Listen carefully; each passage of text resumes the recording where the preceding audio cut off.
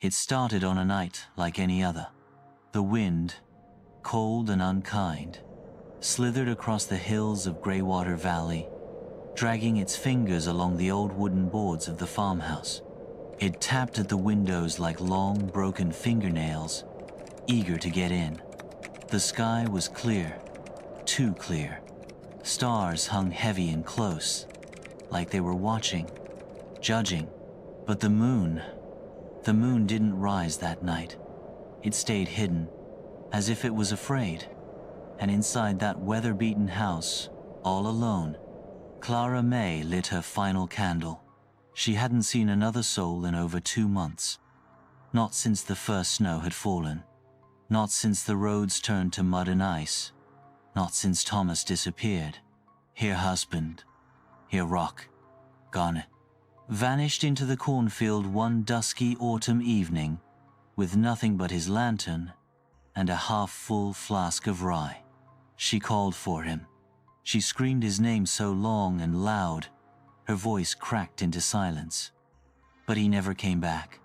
All she found was the lantern, still lit, still warm, resting gently on top of the soil, right in the middle of the corn. No footprints, no signs of struggle, as if the earth had opened, swallowed him whole, and sealed itself behind. Clara tried to explain it, tried to rationalize. Maybe he got lost. Maybe he ran off. Maybe he slipped, hit his head. But none of those stories explained the whispers. They began the week after Thomas vanished.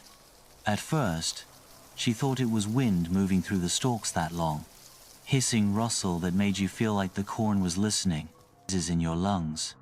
She'd fallen asleep in her chair by the fire. The candle had burned down to wax. The shadows were long, heavy, and wrong. Then 3 knocks, sharp, measured, wooden. She opened her eyes, sat up. Another knock, and then a voice, soft, childlike. "I'm cold, miss. Please, let me in." She stood, bare feet on cold boards. The voice sounded right outside her door. No footsteps, no creaking on the porch. Just that voice. "I'm lost, please." She pressed her ear to the door. Silence. Then a giggle. High-pitched, hollow, mocking. Not a child. Not really. She didn't open the door. The next morning she found the prints. Small, bare, burned into the frost like coal had touched the earth. They led from the field to her door. She poured salt along the windowsills. She lit every candle she owned. She recited prayers from a book she barely believed in. But it didn't matter. That night, the voices came from the walls. They whispered behind the mirror. They whispered from the hearth. They whispered through the floorboards. And then, they started scratching. Every night. 2:11 a.m. Exactly. Scratch, scratch, scratch. From beneath her bed. From under the floor. Like fingernails on wood. Digging up. She dragged her mattress down to the kitchen. Slept by the fire. Axe in hand. Bible in the other.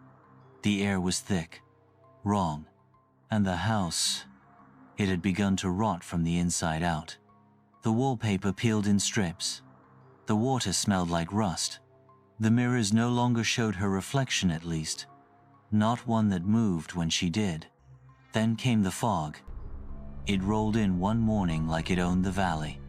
Thick, white, and endless. From her porch, she could barely see the edge of the yard. The cornfield had vanished behind a wall of mist. She tried walking to town that afternoon.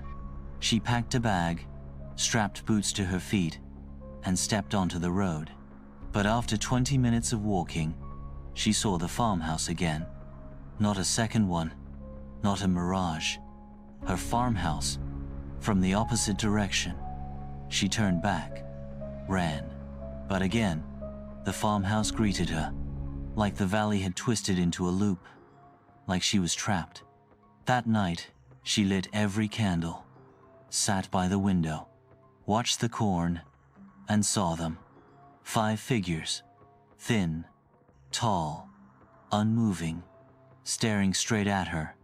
She blinked. They were gone. She locked the doors. But the next morning, there were muddy prints in the hallway.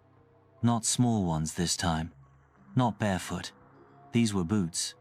Thomas's boots. She found them by the stairs. Wet, covered in ash. She climbed the steps. Each one groaned like it was waking up. The bedroom was untouched, except for the mirror. It had fogged over, and someone had written in the glass, "I'm still here." She fell backward, screamed, and then a noise from the attic. Soft, weeping. She climbed up, one step at a time. The attic was dark. Dust hung like spider silk. The single window was cracked and blackened with soot. She pulled the string for the light. It clicked, and then the crying stopped. In the corner of the attic, beneath an old cloth, something shifted. She stepped forward, pulled it back. There, curled on the floor, was a small child, naked, eyes sewn shut. Its chest moved as it breathed slow, deliberate, like it knew she was watching. Then it opened its mouth. Clara's voice came out. "I'm cold, miss. Please let me in." She ran, barred the attic, threw the key down the well. But every night after that, the child's voice came through the floor. Always the same. "I'm cold. I'm lost. I'm still here." Until one night, it said something new. "You were never alone." She snapped. She took the axe and walked into the corn. The wind fell silent. The stalks bowed away from her. The whispers rose like a storm of breath all around. She walked deeper and deeper until she found the heart of the field. And there it was. A scarecrow, but not one she'd ever made. It was tall, towering. Its limbs stretched far too long. Its head a sack pulsed as if something underneath still moved. Its arms ended in claws wrapped in rope, and in its chest, Thomas's face, mouth sewn, eyes open, still blinking. She dropped the axe, fell to her knees. The scarecrow leaned, lifted one arm, and pointed not at her, but through her. She turned. The child stood behind her, but now it had her face, her eyes, her voice, and it smiled. The field screamed, and Clara ran. She burst into the house, locked every door, but it didn't matter.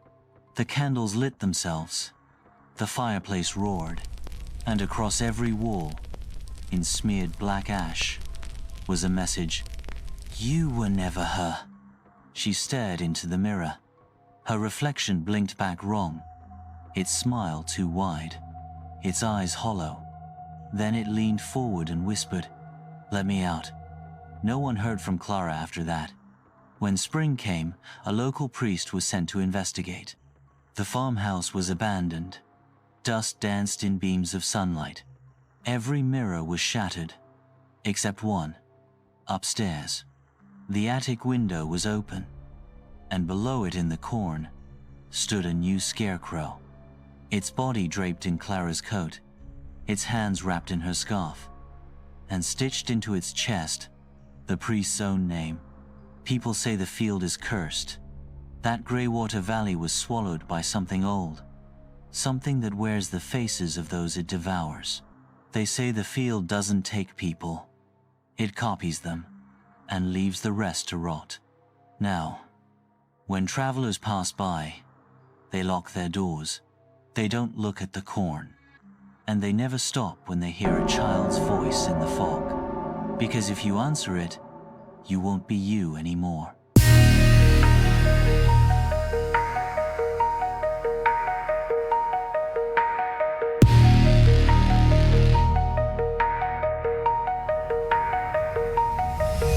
There's a shadow in the hallway and a voice beneath the floor.